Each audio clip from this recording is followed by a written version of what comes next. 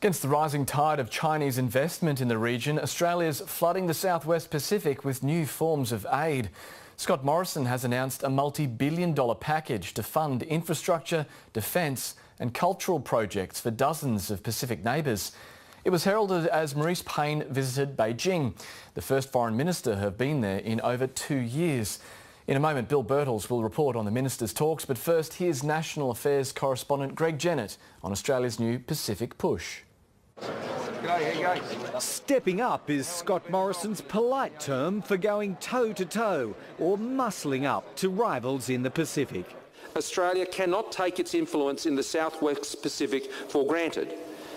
And sadly, I think too often we have. In a suit of navy and a sea of khaki, the statement was blunt and intended to be. This is our patch. This is our part of the world. This is where we have special responsibilities. We have their back and they have ours. China was never mentioned by name. It didn't have to be to work out its military activities, loans and sprawling infrastructure projects are being challenged. $3 billion will be made available in grants and loans from Canberra. Telecommunications, energy, transport, water, and will stretch our aid dollars even further. It's a package of bucks and bangs. A defence training team will roam Pacific nations, sharpening military skills. The Navy will visit and exercise in the islands more often. And Australian police will educate and train regional counterparts.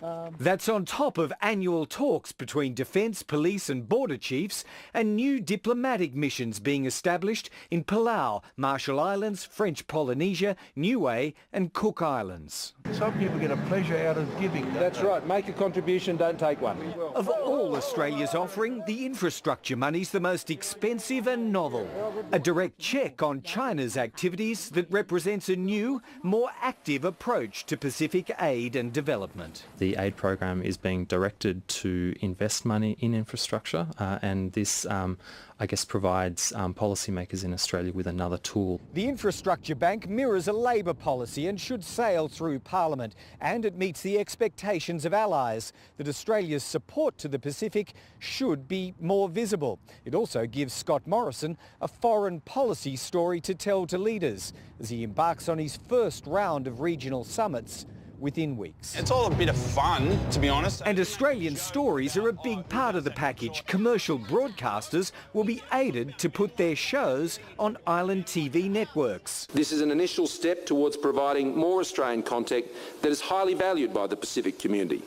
Cooking, renovating and romancing. Soft powers projecting to the Pacific in ways Beijing will never match. Millie, we're in the same bikini.